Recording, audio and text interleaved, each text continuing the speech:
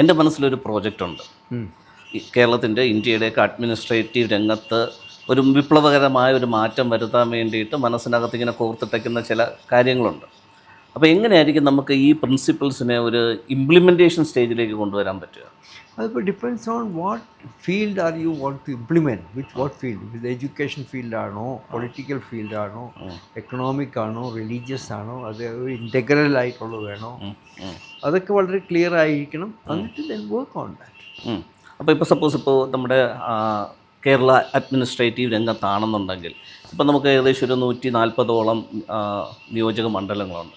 അപ്പോൾ ഏകദേശം ഒരു 140ഓളം കാൻഡിഡേറ്റ്സ് ഉണ്ടാവും. സോ നമുക്കൊരു പുതിയ രീതിയിൽ ഈ ഒരു അഡ്മിനിസ്ട്രേഷൻ്റെ ഒരു മോഡ്യൂൾ ഉണ്ടാക്കിയെടുക്കണമെന്നുണ്ടെങ്കിൽ how do we implement all these administration എന്ന് പറയുമ്പോൾ അത് മാത്രമല്ല, ഇവിടെ ഇപ്പോൾ economic administration different from political or religious. പക്ഷെ ഇതിൻ്റെ എല്ലാം പ്രിൻസിപ്പിൾസ് ഞാനിപ്പോൾ പ്രിൻസിപ്പിൾസ് ഓഫ് ലീഡർഷിപ്പ് എന്ന് പറഞ്ഞാൽ അതെല്ലായിടത്തും അപ്ലൈ ചെയ്യാൻ പറ്റും. അതെ. അപ്പോൾ ഈ അഡ്മിനിസ്ട്രേഷൻ അല്ലെങ്കിൽ ഓർഗനൈസേഷൻ എന്നുള്ള ഒരു ആസ്പെക്റ്റേ വരുന്നുള്ളൂ. ഇപ്പോൾ ഉദാഹരണത്തിന് ഏറ്റവും പ്രധാനപ്പെട്ടതാണ് vision. You must have A clear vision ahead of it. അപ്പോൾ ആ വിഷൻ ഇല്ലാതെ ഒരു ലീഡറും നമ്മളെ ഒരിടത്ത് നയിക്കാൻ പോകുന്നില്ല. റൈറ്റ്. ഇൻഫാക്റ്റ് ഓൾഡ് ടെസ്റ്റമെൻറ്റിൽ പറയുന്നില്ലേ, a nation without a vision and a man without a dream shall perish. അപ്പോൾ ആദ്യത്തേത് നമ്മുടെ what is the vision ahead of you. അപ്പോൾ ആ വിഷൻ അബ്സല്യൂട്ട്ലി ക്ലിയർ ആയിരിക്കും നമ്മുടെ മനസ്സിൽ. പിന്നെ അത് വിട്ടുകളയണം. പിന്നെ വിഷൻ ഉണ്ടെങ്കിൽ അതിൻ്റെ ആ ഒരു സ്പിരിച്വൽ ഫൗണ്ടേഷൻ വേണം. നമ്മളെ സംബന്ധിച്ച് spirituality is very important. Right. ഇനി സ്പിരിച്വാലിറ്റി വരുമ്പോൾ അതിനൊരു ഫിലോസഫി ഉണ്ട്, ഇൻ്റലക്ച്വൽ പാർട്ട്. പിന്നെ ഫിലോസഫി വരുമ്പോൾ അതിന് ഐഡിയോളജി ഉണ്ട്, പ്രാക്ടിക്കൽ സൈഡ്, ഒരു എക്കണോമിക് ഐഡിയ. ഇപ്പം ഞാൻ തന്നെ ഇവിടെ ആണെങ്കിൽ എനിക്കറിയാം ഈ കമ്മ്യൂണിസം, ക്യാപിറ്റലിസം, സോഷ്യലിസം, ഈ 3 ഐഡിയോളജിയും ടോട്ടലി ഔട്ട്ലീവ് പോണ്ട്. Especially communism. അതൊരു ഒരിക്കലും മനുഷ്യനെ ഒരു ഇതിലേക്ക് നയിക്കാൻ പറ്റില്ല. അതൊരു മോറൽ ക്യാൻസർ പോലെയാണ് ഇന്ന് കേരള സമൂഹത്തെ ബാധിച്ചു കിടക്കുന്നത്. അപ്പോൾ ഈ കമ്മ്യൂണിസത്തിൻ്റെ ഈ അടിമത്തത്തിൽ നിന്നും മുക്തി നേടാൻ നമുക്ക് വേറൊരു ഐഡിയോളജിയുടെ ആവശ്യമുണ്ട്. ഈ ബൂർഷ്വാ പ്രോളിറ്റേറിയറ്റ് എന്നുള്ള ക്ലാസ് സ്ട്രഗിളിന് പകരം നമ്മളെല്ലാം സഹോദരീ സഹോദരങ്ങളാണെന്നും നമുക്ക് ഒരുമിച്ച് ജീവിക്കേണ്ടവരാണെന്നും ഈ പ്രകൃതിയും മനുഷ്യനും എല്ലാം പരസ്പര പൂരകങ്ങളാണെന്നോ ഈ യാഥാർത്ഥ്യം ഉൾക്കൊള്ളുന്ന ഒരു എക്കണോമിക് സിസ്റ്റം, ഒരു പൊളിറ്റിക്കൽ സിസ്റ്റം, ഒരു റിലീജിയസ് സിസ്റ്റം ഒക്കെ വരണം. അപ്പോൾ ആ ഒരു സിസ്റ്റമിക് ചേഞ്ചാണ് വരുന്നത്. അഡ്മിനിസ്ട്രേറ്റീവ് ചേഞ്ച് മാത്രമല്ല, സിസ്റ്റമിക് ചേഞ്ച്. ഓക്കെ. അവിടെ വിഷൻ, ഐഡിയോളജി, അതിൻ്റെ പിന്നിലുള്ള സ്പിരിച്വാലിറ്റി, പിന്നെ ആക്ഷൻ പ്രോഗ്രാം, അതിലേക്ക് പോകാനുള്ള സ്റ്റെപ്പ് ബൈ സ്റ്റെപ്പായിട്ടുള്ള ആക്ഷൻ പ്രോഗ്രാം വേണം. അത് തുടങ്ങുമ്പോൾ നമുക്ക് we must see what is the reality around. ഇപ്പോൾ നമ്മളൊരു മെഴ്സിഡീസ് കാർ വിറ്റഴിക്കണമെങ്കിൽ നമ്മളൊരു വില്ലേജിൽ പോയി അതിൻ്റെ ഷോറൂം വെക്കില്ല. Will put it in the post place, the best place in the city, അവിടെ വെക്കും. അപ്പോൾ depending on what is that you want to take up, you must identify the people and also the kind of leaders you need. അതൊക്കെ ഒരു preparatory സ്റ്റേജിൽ വരുന്നതാണ്. Then only you implement certain things. അപ്പോൾ one thing is that today we realize that everything is interdependent. All economic decisions are political decisions. All political decisions are based on economic considerations. ഇതിൻ്റെ എല്ലാം പിന്നിലുണ്ട് ഒരു religious ഇതുണ്ടാവും. ഭാരതത്തെ സംബന്ധിച്ച് അതാണ് ഏറ്റവും പ്രധാനമായിട്ടുള്ളത്. ഈ റിലീജിയനാണ് പൊളിറ്റിക്സിനെ എക്കണോമിക്സിനെ എല്ലാം കൺട്രോൾ ചെയ്യുന്നത് ഇവിടെ ഇപ്പോൾ. അപ്പോൾ ആ റിലീജിയൻ ആണ് നമ്മൾ പിന്നെ എൻകൗണ്ടർ ചെയ്യേണ്ടത്. അവിടെ ഈ റിലീജിയൻ്റെ ഏറ്റവും അടിസ്ഥാനമായി കിടക്കുന്നതാണ് തിയോളജി, ആ ദൈവിക സങ്കല്പം. അവിടെ നമ്മൾ തൊട്ട് കഴിഞ്ഞാൽ ഈ റിലീജിയൻ എല്ലാം കടന്ന് കുഴപ്പമുണ്ടാകും. ഇപ്പോൾ ഇവിടെ തന്നെ നമ്മുടെ ഒരു സാറിൻ്റെ കൈവെട്ടിയില്ലേ മുസ്ലിം ഫ്രണ്ട്സ്, കാരണം അവരുടെ പ്രോഫറ്റ് മുഹമ്മദിനെ അവഹേളിച്ചു എന്നൊക്കെ പറഞ്ഞിട്ടാണ്. ഇനി അള്ളാഹയെ അവഹേളിച്ചു കഴിഞ്ഞാൽ അവനെ തീർച്ചയായിട്ടും വകവരുത്തണം. അപ്പോൾ ഇങ്ങനെയുള്ള ഈ നമ്മളുടെ ഈ ദൈവസങ്കല്പവും ആ ദൈവത്തെ ചുറ്റിപ്പറ്റിയുള്ള മറ്റ് സ്വർഗവും നരകവും അങ്ങനെയുള്ള ഇതൊക്കെ എല്ലാ മതങ്ങളും ഇങ്ങനെ പണ്ടുകാലം മുതൽ ഇതൊക്കെ സൃഷ്ടിച്ച് വെച്ചിരിക്കുക. ഇനി പുരോഹിത വർഗത്തിൻ്റെ നിലനിൽപ്പ് ഈ സ്വർഗവും നരകവും ഇതൊക്കെ വിറ്റഴിച്ചിട്ടാണ്. അപ്പോൾ ഇതൊരു വലിയ കടന്നൽ കൂട് പോലെയാണ് ഇതിൻ്റെ അകത്തേക്ക് പോയി ചേരുമ്പോൾ അല്ല. പക്ഷെ എന്നാലും നമുക്ക് ചെയ്യാൻ പറ്റും. ഇവിടെയാണ് നമ്മളുടെ ഒരു പ്രൊഫറ്റിക് മിഷൻ വരുന്നത്. അതിന് വലിയ ക്രൗഡൊന്നും പറ്റില്ല. ഇത് എൻ്റെ ഒരു സുഹൃത്ത്, എൻ്റെ ഗുരു പറയായിരുന്നു, the higher the ideal you want to pursue, the lonely you must be able to go. അപ്പോൾ അത് ശരിയായിട്ട് ഞാൻ കാണുന്നുണ്ട്. അതുകൊണ്ടാണ് ഞാനിങ്ങനെ ഒതുങ്ങി ഓരോ ചെറിയ ചെറിയ കാര്യങ്ങളിൽ നിൽക്കുന്നു. എൻ്റെ vision is global but mission is local. ഇപ്പോൾ കേരളത്തിലും ഇങ്ങനെയൊക്കെ ചെയ്തുകൊണ്ടിരിക്കുകയാണ്. ഓക്കെ. അപ്പോൾ അങ്ങനെ അപ്പോൾ ഒരു vision, I have A vision of A new vision of Christianity. ഞാനിപ്പോൾ പറയുന്നത് എപ്പോഴും എനിക്ക് ക്രൈസ്റ്റാണ് എൻ്റെ സെൻറ്റർ. ആ ക്രൈസ്റ്റിൻ്റെ വിഷൻ ആൻഡ് മിഷൻ എല്ലാം കൂടിയാണ് ക്രിസ്ത്യാനിറ്റി എന്ന് ഞാൻ കാണുന്നത്. ക്രിസ്ത്യാനിറ്റിയിൽ ഒത്തിരി ക്രിസ്ത്യൻ സഭകളുണ്ട്. കാത്തലിക് സഭയാണ് അതിൻ്റെ ഏറ്റവും വലുത്. പക്ഷെ ഒത്തിരി ഉണ്ട് അതിൻ്റെ അകത്ത്. ഇപ്പോൾ തന്നെ അമേരിക്കയിൽ തന്നെ 28,000 ചർച്ചസ് ഉണ്ട് വേറെ. ലോകത്തിലൊക്കെ എടുത്തു കഴിഞ്ഞാൽ അതിൻ്റെയൊക്കെ ഇരട്ടി ഉണ്ടാവും. പക്ഷേ എല്ലാം ക്രൈസ്റ്റ് സെൻറ്റേർഡാണ്. അപ്പോൾ അങ്ങനെ നമ്മൾ ആ സെൻറ്ററിലേക്ക് തിരിച്ച് വരിക. അപ്പോൾ അങ്ങനെ വരുമ്പോൾ നമുക്ക് യൂണിറ്റി പോസിബിൾ ആയിട്ട് വരികയും. ഓക്കെ. ഞാനിപ്പോൾ കഴിഞ്ഞൊരു 10 വർഷത്തിലേറെ ഈ ഒരു ക്രിസ്ത്യാനിറ്റിക്കകത്തുള്ള പ്രവർത്തനങ്ങൾ വെച്ച് നോക്കുമ്പോൾ ക്രൈസ്റ്റ് നാമധേയം മാത്രമേ ഉള്ളൂ. പക്ഷെ എല്ലാവരും ഈ ഡിനോമിനേഷനാണ് അവർക്ക് അവരുടെ ഹൃദയത്തിനകത്ത് ഏറ്റവും കൂടുതൽ സ്വാധീനം ചെലുത്തി കിടത്തുന്നത്. ഇപ്പോൾ നമ്മൾ ക്രൈസ്റ്റിന് എന്തെങ്കിലും പറഞ്ഞാൽ അവർക്ക് പെട്ടെന്നൊന്നും ഫീൽ ചെയ്യത്തില്ല. പക്ഷേ ഇപ്പോൾ CSI ആ പ്രസ്ഥാനത്ത് നമ്മളൊന്ന് തൊട്ട് കഴിഞ്ഞാൽ അവർക്ക് പൊള്ളും. RC എന്ന് പറഞ്ഞൊരു ഒരു ഡിനോമിനേഷൻ തൊട്ട് കഴിഞ്ഞാൽ അവർക്ക് പൊള്ളും. പക്ഷേ യേശു അല്ലെങ്കിൽ ക്രൈസ്റ്റ് എന്ന് പറയുമ്പോഴത്തേക്ക് അവർക്ക് അത്രത്തോളം തീവ്രതയില്ല. അപ്പോൾ ആ രീതിയിലായിരുന്നു ക്രിസ്തീയ മതത്തിൻ്റെ ഒരു പോക്കെന്ന് പറഞ്ഞു. എൻ്റെ ഒരു motto begin with self, begin today, begin small. തന്നിൽ തുടങ്ങുക, അതെ, ഇന്ന് തുടങ്ങുക, ലളിതമായി തുടങ്ങുക. അതുകൊണ്ടാണ് എൻ്റെ യാത്ര, എൻ്റെ ഒരു ജീവിതയാത്ര എല്ലാം ഇത് കടന്നു. ഇനിയിപ്പോൾ എല്ലാം കൂടി ഇത് ഇൻ്റഗ്രേറ്റ് ചെയ്ത് കൊണ്ടുവന്നിട്ട് ഞാനൊരു ഇന്ത്യൻ ക്രിസ്ത്യൻ സന്യാസ ഓർഡർ എന്ന് പറയാം വേണമെങ്കിൽ, disciples of Christ for peace എന്ന് പറഞ്ഞിട്ട്. അപ്പോൾ അതൊരു ക്രിസ്തു ശിഷ്യത്വം, സമാധാനത്തിന് വേണ്ടിയിട്ടുള്ളത്. സമാധാന സംസ്ഥാപകർ ഭാഗ്യവാന്മാർ ദൈവമക്കളെന്ന് വിളിക്കപ്പെടും. അതെ. അപ്പോൾ നമ്മുടെ ആ ദൈവമക്കളെന്നുള്ള വിളിയിലേക്കുള്ള ഒരു തീർത്ഥയാത്രയുടെ ഭാഗമായിട്ടാണ് DCPക്ക് ഞാൻ രൂപം കൊടുക്കുന്നത്. ഇനിയിപ്പോൾ അത് ഞാൻ തന്നെ ആകണം. അപ്പോൾ അത് ഞാൻ തന്നെ ആയിക്കൊണ്ടിരിക്കുകയാണ്. മറ്റുള്ളവരത് കണ്ട് ഫോളോ ചെയ്യുകയോ ചെയ്യാതിരിക്കുകയോ ചെയ്യണം. പക്ഷേ ഐ ആം വെരി ക്ലിയർ.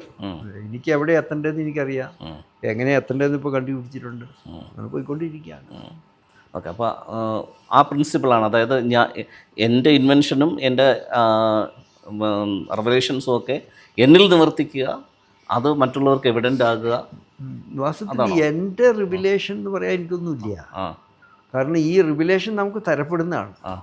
എൻ്റെ അറിവെന്ന് പറഞ്ഞ് എനിക്ക് വാസ്തവത്തിലൊന്നുമില്ല. ഒത്തിരി അങ്ങനെ കിടക്കുന്നത് ഞാൻ അവിടെ നിന്ന് എടുക്കുന്നതാണ്. വാസ്തവത്തിൽ there is nothing original about us except that we find out something which others have not found, but it's already there.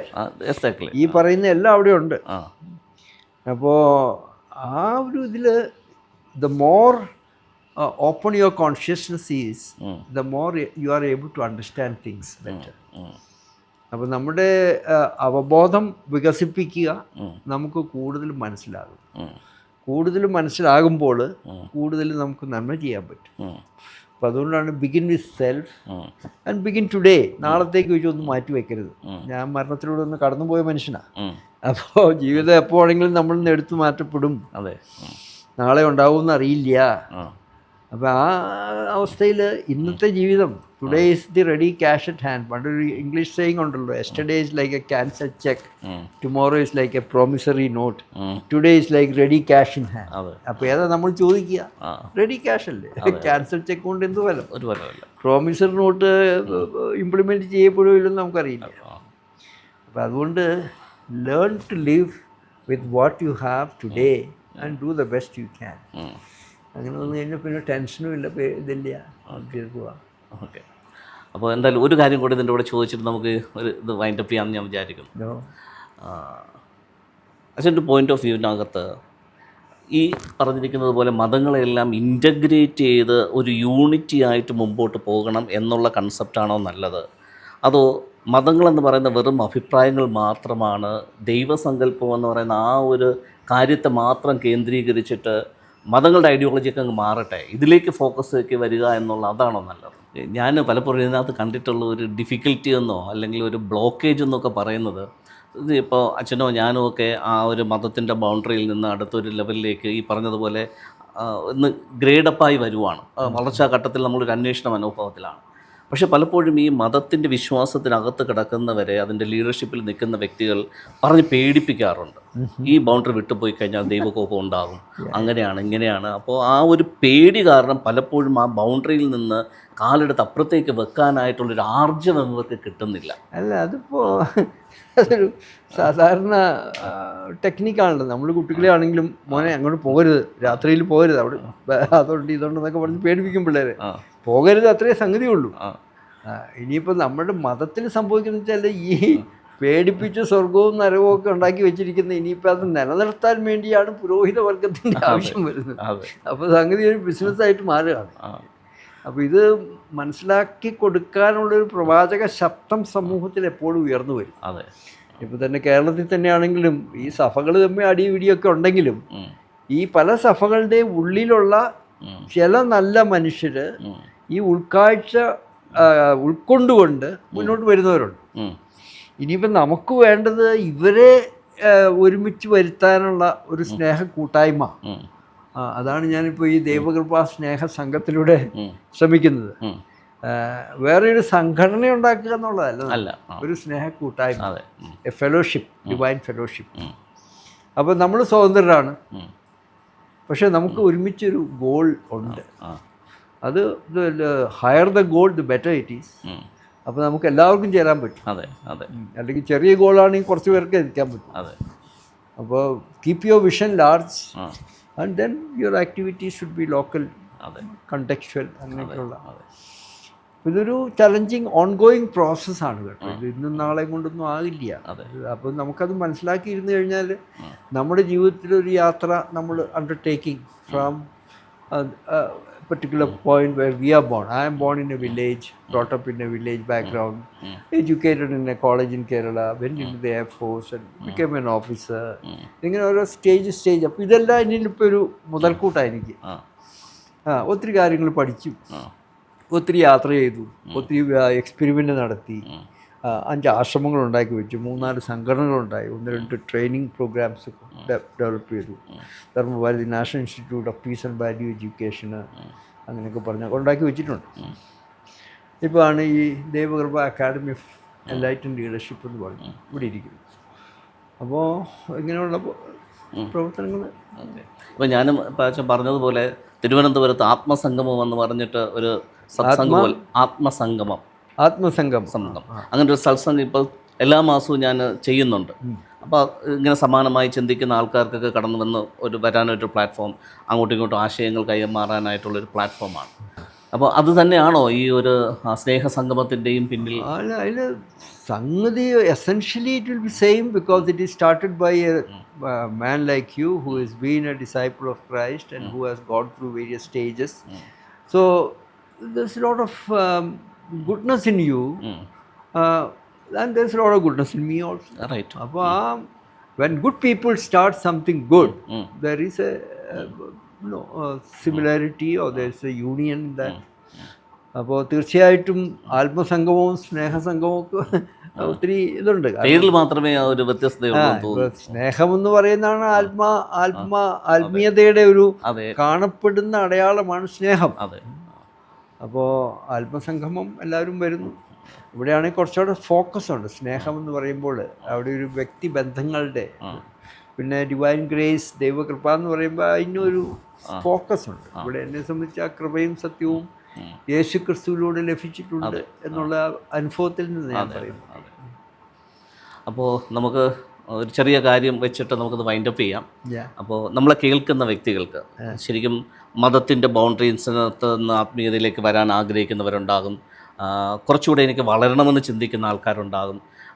നമ്മൾ പറയുന്ന കാര്യങ്ങളെ കേട്ടിട്ട് എന്താ ഇനി അടുത്ത എൻ്റെ ലൈഫിനകത്ത് ഞാൻ ഏത് ഡയറക്ഷനിൽ പോകണമെന്ന് ചിന്തിക്കുന്ന ആൾക്കാരുണ്ടാകും. അങ്ങനെ പല രീതിയിലുള്ള ചിന്താഗതിയോടുകൂടി ആയിരിക്കും ചിലപ്പോൾ നമ്മളുടെ ഈ ഒരു പ്രോഗ്രാമിൽ കാണുന്നത്. അപ്പം അങ്ങനെയുള്ളവർക്ക് നമുക്ക് എന്താ ആചാര്യൻ്റെ ഭാഗത്തുനിന്ന് ഒരു അഡ്വൈസ് കൊടുക്കാൻ പറ്റുക? ആദ്യമേ തന്നെ നമുക്ക് ഒരു മാതൃക വേണം. ഒരു ലക്ഷ്യമുണ്ട്. ഇനി ആ ലക്ഷ്യത്തിലേക്ക് എത്താൻ ഒരു മാതൃക, ഒരു ഗുരു വേണം, അല്ലെങ്കിൽ ഒരു ഗൈഡ് വേണം, ഒരു കമ്പാനിയൻ വേണം. Find out a person who can help you to reach your destination. അതൊരാൾ ആയിരിക്കണം എന്നില്ല. പല സ്റ്റേജുകളുണ്ട്. നമ്മളിപ്പോൾ നമ്മളെ പഠിപ്പിക്കുന്ന പ്രൈമറി സ്കൂളിൽ പഠിപ്പിക്കുന്ന ടീച്ചേഴ്സ് അല്ല ഹൈസ്കൂളിൽ പഠിപ്പിക്കുന്നത്. പക്ഷേ we should find the right teacher, guide. അപ്പോൾ ഒരു മോഡലാണ്. അപ്പോൾ നമുക്കിപ്പോൾ പറയത്തക്ക വലിയ മോഡൽസ് ഒന്നും കേരളത്തിലില്ല. പക്ഷേ ചരിത്രത്തിലേക്ക് നാരായണ ഗുരു, ഗാന്ധി, അങ്ങനെയൊക്കെ മോഡൽസ് കേരളത്തിലുണ്ട്. അപ്പോൾ അവരെയൊക്കെ നമുക്കൊന്ന് വീണ്ടെടുത്ത് റീഇൻ്റർപ്രറ്റ് ചെയ്യുക. അതാണ് ഞാനിവിടെ ശ്രമിക്കുന്നത്. ഇവിടെ കാണുന്ന നാരായണ ഗുരു, ഗാന്ധി ആൻഡ് ക്രൈസ്റ്റ്, ഇവർ 3 പേരുമാണ് ഇവിടെ ഒരു എൻ്റെ പ്രചോദന കേന്ദ്രങ്ങളായിട്ട് നിൽക്കുന്നത്. ഇവർ 3 പേരിലും വാസ്തവത്തിൽ ഏകലോക ദർശനം നാരായണ ഗുരുവിൻ്റെ, അല്ലെങ്കിൽ രാമരാജി ദർശനം ഗാന്ധിജിയുടെ, അല്ലെങ്കിൽ ദേവരാജി ദർശനം യേശുദേവൻ്റെ, ഇതെല്ലാം പരസ്പര പൂരകങ്ങളാണ്. പക്ഷെ ഓരോന്നും അതിൻ്റെ സ്ഥലകാല പരിമിതികളുണ്ട്. അപ്പോൾ യേശുദേവൻ ജീവിച്ചിരുന്ന 2000 വർഷം മുമ്പ്, നാരായണ ഗുരു ജീവിച്ചിരുന്ന 200 അല്ലെങ്കിൽ 100-150 വർഷം മുമ്പ്, ഗാന്ധി 100 വർഷം, അങ്ങനെയൊക്കെ പറയുമ്പോൾ അതിൻ്റെ ഒരു കാലം കണ്ടക്സ്റ്റൊക്കെ മാറ്റും. പക്ഷേ എസെൻഷ്യലി ട്രൂത്ത് സെയിം. അപ്പോൾ ഞാൻ പറയുന്ന ആദ്യമേ നിങ്ങളുടെ ലക്ഷ്യം ക്ലിയർ ആക്കുക. സെക്കൻഡ്ലി ഒരു മാതൃക അല്ലെങ്കിൽ ഒരു ഗൈഡിനെ കണ്ടുപിടിക്കുക. മൂന്നാമത് ആത്മാർത്ഥമായിട്ട് ആ ഗൈഡിൻ്റെ ഗൈഡൻസ് എടുത്ത് മുന്നോട്ട് പോയിക്കൊണ്ടിരിക്കുക. പിന്നെ ക്രിട്ടിക്കലി അത് ഇവാലുവേറ്റ് ചെയ്യുക, റീഓറിയൻറ്റ് ചെയ്യുക. അങ്ങനെ നമ്മൾ യാത്ര തുടരുക. അതായിരിക്കും എനിക്ക് പറയാനുള്ളത് എല്ലാവരും. ഓക്കെ. അപ്പോൾ ഇത്രയും സമയം ചിലവഴിച്ചതിനും വിലപ്പെട്ട ഒത്തിരി കാര്യങ്ങൾ പകർന്നു തന്നതിനും ഞങ്ങളുടെ